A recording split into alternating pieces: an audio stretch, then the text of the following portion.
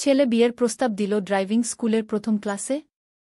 আমি বিশ্বাস করতে পারছিলাম না যখন আমার ছেলে সুমিত বলল, মা, তুমি যেমন করে স্টিয়ারিং ধরেছ, আমি চাই তুমি আমার জীবনের স্টিয়ারিংও ধরো। আমি তোমাকে ভালোবাসি, তোমাকে আমার স্ত্রী হিসেবে চাই। এই নির্জন রাস্তায় আমরা নতুন যাত্রা শুরু করি। আমি হতবাক হয়ে তার দিকে তাকালাম। এই তো কিছুদিন আগে সে ড্রাইভিং লাইসেন্স পেয়েছে, আমাকে শেখাবে বলে জোর করে গাড়িতে তুলেছিল। নির্জন রাস্তার পাশে গাড়ি থামিয়ে সে আমার দিকে এক দৃষ্টিতে তাকিয়ে রইল।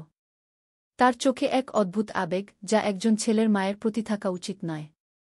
গাড়ির বন্ধ জানালা দিয়ে বাইরের গরম বাতাস ঢুকছিল, কিন্তু আমার সারা শরীর ঠান্ডা হয়ে গেল।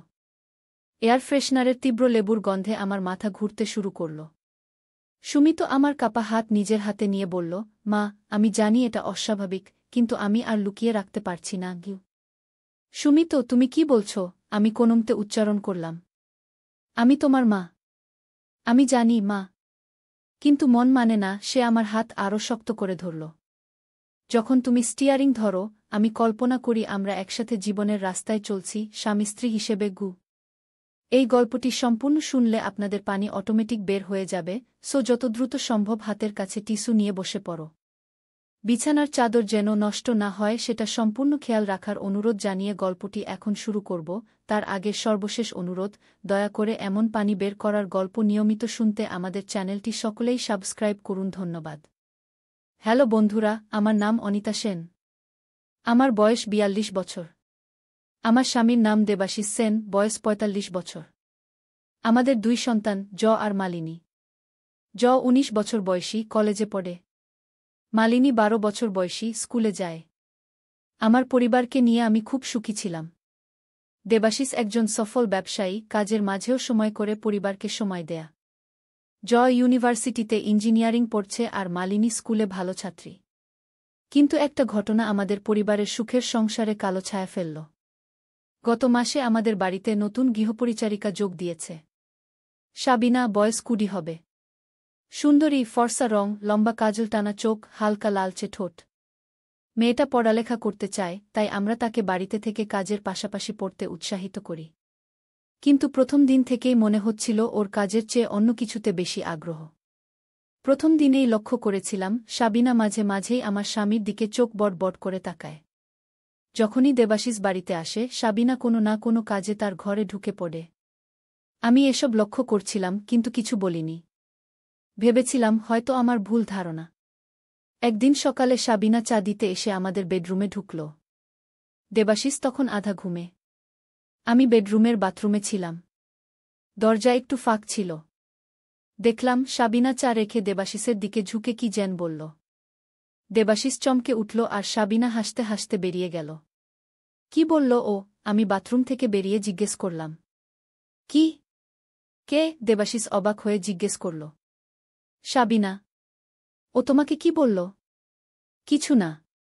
শুধু চা রেখে গেল, দেবাশিস উত্তর দিল, কিন্তু তার চোখে আমি কিছু একটা দেখলাম যা আমাকে অস্বস্তি দিচ্ছিল।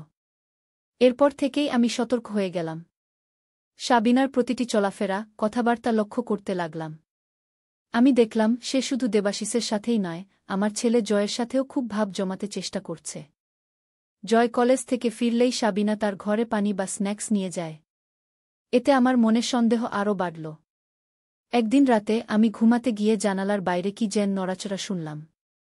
বাইরে তাকিয়ে দেখলাম সাবিনা বাড়ির পেছনে একজন লোকের সাথে কথা বলছে। আমি জানালা একটু ফাঁক করে শুনলাম, সব ঠিক আছে। এখনো ৩ দিন সময় আছে। তারপর সবকিছু আমরা হাতে পেয়ে যাব। আমার বুকের ভিতর ধক করে উঠল। কি পরিকল্পনা করছে এরা? কার সাথে কথা বলছে সাবিনা? একটা বড় ষড়যন্ত্রের গন্ধ পাচ্ছিলাম আমি। কিন্তু কিছু প্রমাণ ছাড়া দেবাশিসকে বললেও সে বিশ্বাস করবে না। তাকে এখন সাবিনার প্রতি একটু সহানুভূতি দেখাতে দেখছি আমি। পরের দিন সকালে সাবিনার ঘরে তালাবন্ধ অবস্থায় তার জিনিসপত্র দেখার সিদ্ধান্ত নিলাম। সাবিনা বাজারে গেছে, জয় কলেজে, মালিনী স্কুলে আর দেবাশিস অফিসে। বাড়িতে আমি একা। সাবিনার ঘরের দরজা খুলতে গিয়ে দেখি তালা বন্ধ। তবে জানালা খোলা। আমি জানালা দিয়ে ভিতরে ঢুকলাম। ঘরে ঢুকেই আমি স্তম্ভিত হয়ে গেলাম। সাবিনার বিছানার নিচে একটা ছোট্ট বাক্স। বাক্সটা খুলে দেখি তাতে একটা ফাইল, কিছু ছবি আর একটা ডায়েরি। ফাইলটি খুলতেই আমার সামনে ভেসে উঠল আমাদের বাড়ির প্ল্যান। কিন্তু এই প্ল্যানে কিছু লাল দাগ, নির্দিষ্ট কোনো পথ চিহ্নিত করা। আমাদের বেডরুম, দেবাশিসের স্টাডি রুম, জয়ের রুম, সবকিছু চিহ্নিত করা। ছবিগুলো দেখে আমার চোখ কপালে উঠল। এগুলো সবই আমাদের বাড়ির ভিতরের ছবি, বিশেষ করে যেখানে আমরা মূল্যবান জিনিসপত্র রাখি, দেবাশিসের সেফ, আমার গয়না, এমনকি আমাদের ক্রেডিট কার্ড রাখার জায়গার ছবিও রয়েছে। ডায়েরিটা খুলে দেখি, তাতে লেখা, এই বাড়িতে ঢোকার পর আমার কাজ অর্ধেক শেষ। এখন আমার লক্ষ্য ঘরের প্রতিটি সদস্যকে জয় করা। পুরুষরা খুব সহজেই ফাঁদে পড়ে। প্রথমেই টার্গেট করছি স্বামীকে, তারপর ছেলে। মেয়েটা কোনো ব্যাপার না। আর মহিলা, সে তো নির্বোধ, বুঝতেই পারছে না কি ঘটছে। 2 দিন পর আসছে রাজু আর তার দল। এ বাড়ির সবকিছু ফাঁকা করে দেব আমরা। আমার রাগে ভয়ে উদ্বেগে হাত কাঁপতে লাগল। এই মেয়ে শুধু চোর নয়, আমাদের পরিবারকে ভেঙে দেওয়ার পরিকল্পনা করছে। কিন্তু আমি কি করব? পুলিশে খবর দিলে তারা ততক্ষণে সব প্রমাণ নষ্ট করে ফেলবে। আগে আমার সাবিনাকে সামলাতে হবে এবং তার সঙ্গীদের ফাঁদে ফেলতে হবে। আমি দ্রুত ছবি তুলে নিলাম আর সবকিছু যথাস্থানে রেখে জানালা দিয়ে বেরিয়ে এলাম। কিছুক্ষণ পরেই সাবিনা ফিরে এলো। সে যেন কিছুই না ঘটেছে এমন ভাব করে কাজ করতে লাগল। আমিও স্বাভাবিক থাকার চেষ্টা করলাম। সেদিন রাতে দেবাশিস ঘুমিয়ে পড়ার পর আমি আমার ফোন থেকে পুলিশের বন্ধু অনন্ত মিত্রকে ফোন করলাম। সে কলেজে আমার সহপাঠী ছিল, এখন পুলিশ কমিশনার। সব খুলে বললাম তাকে। অনন্ত সব শুনে বলল, তুমি চিন্তা করো না, আমরা পরিকল্পনা করছি। পরদিন সকালে আমাদের বাড়ির সামনে একটা নতুন লোক এলো। সে নিজেকে পরিচয় করালো প্লাম্বার হিসেবে। আপনাদের পাইপে সমস্যা আছে, একটু চেক করতে এসেছি। দেবাশিস অফিসে যাওয়ার আগে তাকে বাড়িতে ঢুকতে দিল। প্লাম্বার হিসেবে আসা লোকটি আসলে অনন্তের লোক। সে বাড়ির বিভিন্ন জায়গায় সিসিটিভি ক্যামেরা লাগিয়ে গেল, যা সরাসরি অনন্তের ফোনে কানেক্টেড। সব প্ল্যান করা হলো, 2 দিন পর যখন চোরেরা আসবে, পুলিশ তাদের হাতে নাতে ধরবে। সেই 2 দিন আমি সাবিনার প্রতিটি চলাফেরা লক্ষ্য করলাম। সে যখনই ফোন করত, আমি চুপি চুপি শুনতাম। একদিন শুনলাম সে কাউকে বলছে, সব ঠিক আছে, কাল রাতে বাড়ির সবাই ঘুমিয়ে পড়লে আমি বাড়ির পেছনের দরজা খুলে দেব। তুমি আর তোমার লোকজন তখন ঢুকবে কি? আমি অনন্তকে জানালাম।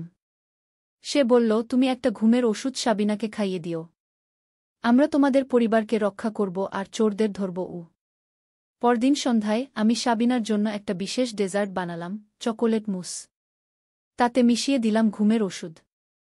সাবিনা খুব আনন্দের সাথে খেল। আমি ভাবলাম, তোমার আনন্দ আর কিছুক্ষণ। রাত 9টার দিকে সাবিনা ঘুমিয়ে পড়ল। আমি নিশ্চিত হলাম সে গভীর ঘুমে আছে। তারপর সবাইকে জানালাম যে আজ রাতে চোর আসতে পারে। দেবাশিস প্রথমে বিশ্বাস করতে চাইছিল না, কিন্তু অনন্ত আমাদের বাড়িতে এসে তাকে সব প্রমাণ দেখাল। রাত 12টার দিকে আমরা সবাই লাইট বন্ধ করে দিলাম, যেন মনে হয় সবাই ঘুমিয়ে পড়েছে। আমরা গেস্ট রুমে বসে অনন্তের ফোনে বাড়ির সব ক্যামেরার ফুটেজ দেখছিলাম। একটু পরেই দেখলাম পেছনের দরজায় একটা ছায়ামূর্তি। তারপর আরও 3-4 জন লোক আসল। আমাদের কাজ ছিল শুধু অপেক্ষা করা। অনন্ত এবং তার টিম গোপনে বাড়ির পেছনে লুকিয়েছিল। চোরেরা যখন দরজা খুলতে চেষ্টা করছিল, অনন্ত ফোনের সংকেত দিল, এখন। হঠাৎ সবগুলো লাইট জ্বলে উঠল। চারদিক থেকে পুলিশ এসে চোরদের ঘিরে ফেলল। তারা প্রতিরোধ করতে গিয়েও পারল না। আরও আশ্চর্যের বিষয়, যে লোকটির সাথে সাবিনা যোগাযোগ করছিল, সে আসলে একটা বড় চোর চক্রের নেতা, রাজু সরকার, যাকে পুলিশ অনেক দিন ধরে খুঁজছিল। চোরদের গ্রেফতার করে নিয়ে যাওয়ার পর সাবিনা ঘুম থেকে উঠল। সে দেখল সমস্ত বাড়ি আলোকিত, আর তার সামনে আমি, দেবাশিস, অনন্ত আর আরও কয়েকজন পুলিশ অফিসার। সে হতভম্ব হয়ে গেল। কি হচ্ছে? সে কাঁপতে কাঁপতে জিজ্ঞেস করল। তোমার খেলা শেষ, সাবিনা, আমি শান্তভাবে উত্তর দিলাম। আমরা সব জানি। পুলিশ সাবিনাকেও গ্রেফতার করল। পরে জানা গেল সাবিনা আসলে এই চোর চক্রের একজন গুরুত্বপূর্ণ সদস্য। তারা ধনী পরিবারে কাজের মেয়ে হিসাবে ঢুকে বাড়ির সব তথ্য সংগ্রহ করে তারপর চুরি করত।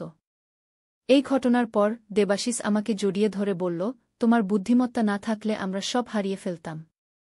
আমি তোমাকে সত্যিই ভালোবাসি। আর মালিনী খুব উত্তেজিত হয়ে আমাকে কি সুপার মম ঘি বলে ডাকতে লাগল। আমি হাসলাম, কিন্তু ভিতরে ভিতরে আমি জানি আমাদের যাত্রা এখনও শেষ হয়নি। কারণ চোর চক্রের নেতা রাজু সরকারের একজন উপরের লোক আছে যে এখনও ধরা পড়েনি। অনন্ত আমাকে বলেছে তুমি সাবধান থেকো। এটা একটা বড় চক্র। আমরা তোমাকে রক্ষা করব। আর এভাবেই আমার জীবন বদলে গেল। এখন আমি শুধু একজন গৃহিণী নই, একজন অভিনব গোয়েন্দা। অনন্ত আমাকে তার গোপন মিশনে সাহায্য করতে অনুরোধ করেছে। এখন পর্যন্ত আমি 3টি বড় চোর চক্র উদ্ঘাটন করতে সাহায্য করেছি। একদিন অনন্ত আমাকে একটি ফাইল দিয়ে বলল, অনিতা, তোমার পরবর্তী মিশন। আমাকে তোমার সাহায্য দরকার। ফাইল খুলে আমি দেখলাম সেখানে একটি বিলাসবহুল হোটেলের ছবি। হোটেলের নাম মিরাজ প্যালেস। আমি অনন্তের দিকে তাকালাম। এই হোটেলে একটি বড় ষড়যন্ত্র চলছে। আমাদের অন্তত 3 সপ্তাহের জন্য সেখানে যেতে হবে। তুমি একজন ধনী ব্যবসায়ীর স্ত্রী হিসেবে যাবে, আর আমি তোমার চাকর হিসেবে গিয়ে। আমি একটু ভয় পেলাম। দেবাশিস কি জানে? হ্যাঁ, সে জানে। সে তোমাকে সাহায্য করতে চায়। আমরা তাকে সবকিছু বলেছি। আমি একটু ভাবলাম, এটা একটা বড় সুযোগ, বিপজ্জনকও বটে। কিন্তু আমি মুখ থেকে বের করে ফেললাম, আমি রাজি। এবং এভাবেই আমার জীবনে একটি নতুন অধ্যায় শুরু হল। একজন সাধারণ গৃহিণী থেকে একজন গোয়েন্দা। আমি জানি না এই নতুন পথে কি আছে আমার জন্য। কিন্তু আমি জানি যতই বিপদ হোক না কেন, আমি এবং আমার পরিবার একসাথে এটা সামলাব। হোটেল মিরাজ প্যালেসে পৌঁছালাম আমি। এবার আমার নাম শ্রীমতী মেঘনা বসু, এক ধনী ব্যবসায়ীর স্ত্রী, যিনি বিদেশ ভ্রমণে গেছেন। আমার সাথে আছে আমার বিশ্বস্ত সহকারী রাজীব, আসলে অনন্ত। হোটেলে ঢুকতেই আমি অনুভব করলাম কেন এই হোটেলটি এত বিখ্যাত। আকাশছোঁয়া ছাদ, চকচকে মার্বেল মেঝে, সোনালি আলোর ঝাড়, দামি আসবাবপত্র, সবকিছুই বলছে এখানে বিত্তশালী মানুষদের আনাগোনা। আমাকে হোটেলের সবচেয়ে দামি সুইটে রাখা হল। সুইট নম্বর 1001, একটি রাজকীয় প্রাসাদের মতো। আমার মিশন হল এই হোটেলে একটি রহস্যময় ব্যক্তি সম্পর্কে তথ্য সংগ্রহ করা, বিজয় মালহোত্রা। বিজয় মালহোত্রা একজন আন্তর্জাতিক ব্যবসায়ী। দেখতে চমৎকার, বয়স 40-এর আশেপাশে। অনন্ত আমাকে জানিয়েছে এই লোকটি নাকি আন্তর্জাতিক অস্ত্র পাচার, মানব পাচার এবং মাদক পাচারের সাথে জড়িত। তবে এর বিরুদ্ধে কোনো প্রমাণ এখনও পাওয়া যায়নি। মিরাজ প্যালেসে তার সাথে এক গোপন বৈঠক হবে তার ব্যবসার সহযোগীদের সাথে। পরদিন সকালে আমি হোটেলের রেস্টুরেন্টে ব্রেকফাস্ট করতে গেলাম। সেখানে দেখলাম একজন লোক, যার মিল অনন্ত আমাকে দেখানো ফটোর সাথে। বিজয় মালহোত্রা। সে একটি টেবিলে বসে আছে, তার সাথে একজন সুন্দরী মহিলা। তারা কি নিয়ে আলোচনা করছে কে জানে। আমি নিজের ভূমিকায় মগ্ন হয়ে একটি টেবিলে বসলাম, যা থেকে আমি বিজয়কে দেখতে পারি। আমি যেন একজন ধনী, অহংকারী মহিলা, যে নিজের শৌখিন জীবন উপভোগ করছে, এটাই আমার ভূমিকা। ওয়েটার এসে অর্ডার নিল। আমি খেতে খেতে লক্ষ্য করছিলাম বিজয়ের প্রতিটি চলাফেরা। হঠাৎ একটা আশ্চর্যজনক ঘটনা ঘটল। বিজয় তার সঙ্গীর সাথে কথা বলতে বলতে হঠাৎ উঠে দাঁড়াল আর আমার দিকে এগিয়ে এল। আমার বুক ধড়ফড় করে উঠল। সে কি আমাকে চিনে ফেলেছে? আপনি কি শ্রীমতী মেঘনা বসু? বিজয় চমৎকার হাসি দিয়ে জিজ্ঞেস করল। আমি একটু চমকে উঠলাম, কিন্তু দ্রুত নিজেকে সামলে নিলাম। হ্যাঁ, আমি মেঘনা। আপনি কি করে জানলেন? হোটেলের ম্যানেজার আপনার কথা বলেছিল। একজন বিখ্যাত ব্যবসায়ীর স্ত্রী এখানে এসেছেন। আমি বিজয় মালহোত্রা। সে হাত বাড়িয়ে দিল। আমি হাত মিলিয়ে বললাম, আপনার সাথে দেখা হয়ে ভালো লাগল। আজ সন্ধ্যায় হোটেলে একটি ছোট আয়োজন আছে। আমি আশা করি আপনি যোগ দেবেন, বিজয় বলল। অবশ্যই, আমি হাসি দিয়ে উত্তর দিলাম। বিজয় চলে গেল, আর আমি ভাবতে লাগলাম, এটা একটা বড় সুযোগ। সন্ধ্যায় আমি হয়তো বিজয়ের সহযোগীদের সম্পর্কে জানতে পারব। আমি দ্রুত অনন্তকে সব জানালাম। সে উৎসাহিত হয়ে উঠল। এটা একটা দুর্দান্ত সুযোগ। তুমি সেই পার্টিতে যাও। আমি পেছন থেকে নজর রাখব। সন্ধ্যা হতেই আমি সজ্জিত হলাম। একটি লাল রঙের গাউন পরলাম, কানে দামি হীরার দুল আর গলায় একটি সুন্দর হার। এসবই অনন্ত আমাকে দিয়েছিল মিশনের জন্য। মনে রেখো, এই গাউনের ভিতরে একটি ছোট ক্যামেরা লাগানো আছে, অনন্ত আমাকে মনে করিয়ে দিল। তোমার হারটিতে একটি মাইক্রোফোন আছে, যা দিয়ে আমরা সব কথাবার্তা শুনতে পারব। আমি মাথা নেড়ে সম্মতি জানালাম। এই জীবন কত রোমাঞ্চকর! আমি কখনো ভাবিনি যে আমার মতো একজন সাধারণ গৃহিণী একদিন এমন গোপন মিশনে অংশ নেবে। হোটেলের বলরুমে পার্টি শুরু হয়েছিল। আমি যখন ঢুকলাম প্রায় 50 জন লোক সেখানে উপস্থিত। সবাই দামি পোশাকে সজ্জিত, হাতে শ্যাম্পেনের গ্লাস। আমি একটি গ্লাস নিয়ে ঘরের একপাশে দাঁড়ালাম। বিজয় আমাকে দেখেই এগিয়ে এলো। শ্রীমতী বসু, আপনি এসেছেন। আসুন, আমি আপনাকে কিছু বন্ধুর সাথে পরিচয় করিয়ে দিই। আমি তার সাথে গেলাম। সে আমাকে নিয়ে গেল একটি ছোট দলের কাছে, যারা একটি কোণায় দাঁড়িয়ে কথা বলছিল। তাদের মধ্যে একজন ছিল সেই মহিলা যাকে আমি সকালে বিজয়ের সাথে দেখেছিলাম। শ্রীমতী বসু, এরা আমার বন্ধু। রাজা সিংহ। বিজয় একজন লম্বা ফর্সা লোকের দিকে ইশারা করল। নন্দিনী শর্মা সকালের সেই মহিলার দিকে ইশারা করল। এবং আহমেদ হোসেন একজন মধ্যবয়সী লোকের দিকে ইশারা করল, যার চোখে একটা অদ্ভুত শীতলতা ছিল। আমি সবার সাথে পরিচিত হলাম। এরা সবাই খুব ভদ্র ছিল, কিন্তু আমি অনুভব করলাম যে এদের মধ্যে একটা অদৃশ্য টেনশন রয়েছে। শ্রীমতী বসু, আপনার স্বামী কোথায়? রাজা সিংহ জিজ্ঞেস করল। তিনি বিদেশে ব্যবসার কাজে গেছেন। আমি একা এসেছি, আমি উত্তর দিলাম। আপনি কি জানেন তিনি কোন ধরনের ব্যবসা করেন? আহমেদ হোসেন জিজ্ঞেস করল, তার চোখে একটা অদ্ভুত চাহনি। আমি জানতাম যে এটি একটি প্রশ্নের ফাঁদ। অবশ্যই জানি। আমরা সবসময় সব বিষয়ে আলোচনা করি। তবে আমি ব্যবসার বিষয়ে খুব একটা মাথা ঘামাই না। আমি আমার নিজের জীবন উপভোগ করতে বেশি পছন্দ করি। বিজয় হাসল। এটাই তো হওয়া উচিত। আসুন, আমরা খাবারের দিকে যাই। খাবারের টেবিলে গিয়ে আমি লক্ষ্য করলাম যে রাজা আর আহমেদ কোণায় দাঁড়িয়ে কিছু নিয়ে তর্ক করছে। আমি ধীরে ধীরে তাদের কাছাকাছি গেলাম, যাতে তাদের কথা শুনতে পারি। পণ্যগুলো কাল রাতে আসবে। তুমি নিশ্চিত করো যে সব ঠিকমতো হয়, রাজা বলছিল। এবার কতগুলো এসেছে? আহমেদ জিজ্ঞেস করল। 12টি। সবগুলোই উচ্চ মূল্যের।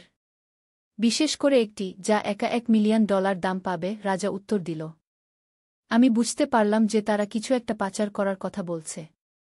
আমার কানের মাইক্রোফোন ধরে নিয়েছে এই কথোপকথন, তাই অনন্ত এখন সবকিছু শুনতে পাচ্ছে।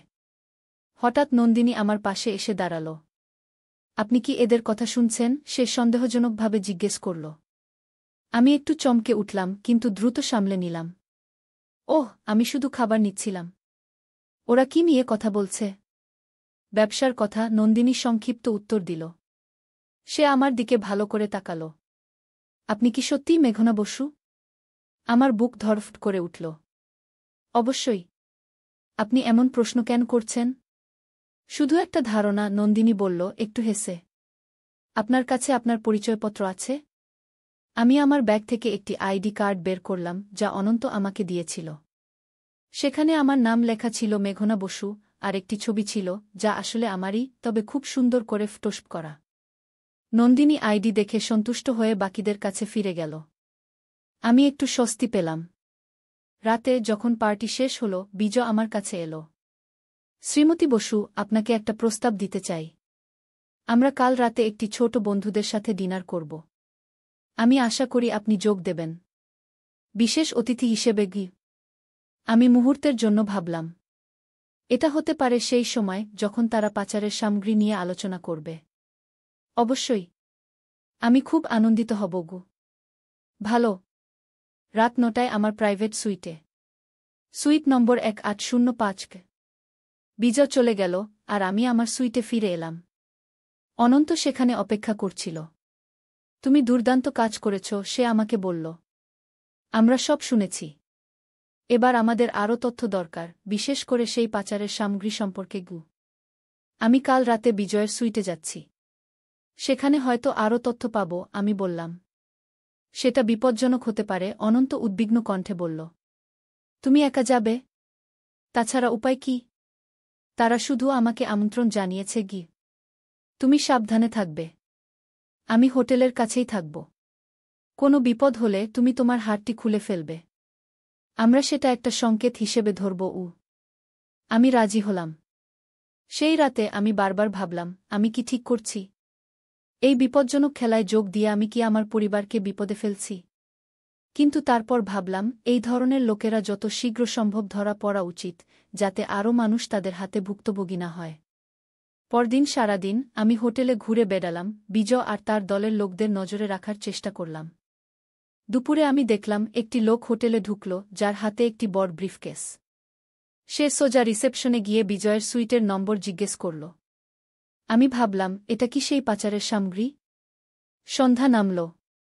আমি আবার সেজেগুজে প্রস্তুত হলাম। কালকের গাউনের বদলে একটি নীল রঙের পোশাক পরলাম, আবার সেই হার পরলাম যাতে মাইক্রোফোন লাগানো আছে। ঠিক রাত 9টায় আমি বিজয়ের সুইটে পৌঁছালাম। দরজা খুলে দিল এক ভৃত্য। ভিতরে প্রবেশ করে দেখলাম সব লোক উপস্থিত, যাদের সাথে কাল পরিচয় হয়েছিল, রাজা, আহমেদ, নন্দিনী। আর ছিল দুজন নতুন লোক, যাদের পরিচয় করানো হল হরিশ মিত্র এবং ওমর খান হিসেবে। শ্রীমতী বসু, আসুন। বিজয় আমাকে অভিবাদন জানাল। আপনার জন্য একটা বিশেষ আসন রেখেছি। আমি টেবিলে বসলাম। টেবিলে নানা ধরনের খাবার সাজানো। বিজয় নিজে ওয়াইন পরিবেশন করল সবাইকে। আজ একটি বিশেষ অনুষ্ঠান, বিজয় ঘোষণা করল। আমরা সবাই এখানে একটি বিশেষ কারণে গিয়ে। আমি লক্ষ্য করলাম টেবিলের একপাশে সেই ব্রিফকেসটি রাখা আছে, যা আমি দুপুরে দেখেছিলাম। আমাদের বিশেষ সংগ্রহ এবার সম্পূর্ণ হয়েছে, বিজয় বলল। সে ব্রিফকেসটির দিকে এগিয়ে গেল। এই সংগ্রহের জন্য আমরা অনেক অপেক্ষা করেছি। আমার হৃদস্পন্দন বেড়ে গেল। এই তো সেই মুহূর্ত যখন আমি জানতে পারব তারা কি পাচার করছে। বিজয় ব্রিফকেসটি খুলল। আমি আমার গলার কাছে লাগানো ক্যামেরাটি ঠিক করলাম, যাতে সবকিছু স্পষ্ট ধারণ করতে পারে। ব্রিফকেস খুলে বিজয় বের করল একটি কাঠের বাক্স। সে বাক্সটি খুলল, আর আমার চোখ বিস্ময়ে বড় হয়ে গেল। বাক্সের ভিতরে ছিল 12টি ছোট পুতুল, প্রত্যেকটি মানুষের আকৃতির। এগুলো ছিল হাড়ের তৈরি, প্রাচীন দেখতে। এই পুতুলগুলো 1000 বছরের পুরনো, বিজয় ব্যাখ্যা করল। এগুলো চীনের হান রাজবংশের সময়কার। এক একটি পুতুলের দাম লাখ লাখ ডলার। আমি বুঝতে পারলাম এরা প্রাচীন শিল্পবস্তু পাচার করছে। এগুলো চুরি করা সম্পদ, যা বিদেশে বিক্রি করা হবে। বিশেষ করে এই একটি। বিজয় একটি পুতুল হাতে তুলে নিল। এটি সম্রাট চীন শি হুজাংয়ের কবর থেকে পাওয়া গেছে। এটির দাম $1 মিলিয়ন বেশি। দুর্দান্ত, আমি মন্তব্য করলাম, যেন আমি সত্যিই মুগ্ধ। শ্রীমতী বসু, বিজয় আমার দিকে তাকাল। আপনার স্বামী যে ধরনের ব্যবসা করেন, তাতে হয়তো তিনি এই ধরনের আইটেম কিনতে আগ্রহী হতে পারেন। আমি অনুভব করলাম যে বিজয় আমাকে পরীক্ষা করছে। হতে পারে। আমি তাকে জানাব। তিনি এই ধরনের সংগ্রহ পছন্দ করেন। ভালো, বিজয় হাসল। আপনি এসব পছন্দ করেন? আমি প্রাচীন জিনিস খুব একটা বুঝি না, আমি হাসি দিয়ে বললাম। কিন্তু এগুলো সুন্দর দেখাচ্ছে। নন্দিনী এবার আমার পাশে এসে বসল। আপনার স্বামী কি কখনো এই ধরনের জিনিস ব্যবসা করেছেন? আমি একটু অস্বস্তি বোধ করলাম। আমি ঠিক জানি না। তিনি আমার সাথে ব্যবসার সব বিষয় নিয়ে আলোচনা করেন না। কিন্তু আপনি তো একটু আগেই বললেন যে আপনারা সব বিষয়ে আলোচনা করেন। নন্দিনী কৌতূহলী চোখে আমার দিকে তাকাল। আমি বুঝলাম আমার একটা ভুল হয়েছে। ওহ হ্যাঁ, আমরা করি। কিন্তু ব্যবসার বিষয়ে আমি খুব একটা মনোযোগ দিই না, তাই মনে থাকে না। নন্দিনী এবার স্পষ্টভাবে সন্দেহ করছিল। আমি আপনার নাম আগে কোথাও শুনেছি বলে মনে হচ্ছে, সে বলল। আপনি কি কখনো দিল্লিতে ছিলেন? আমি জানতাম যে আমার কভার স্টোরিতে দিল্লি ছিল না। না, আমি কখনো দিল্লিতে যাইনি। আমরা মূলত মুম্বাইতে থাকি।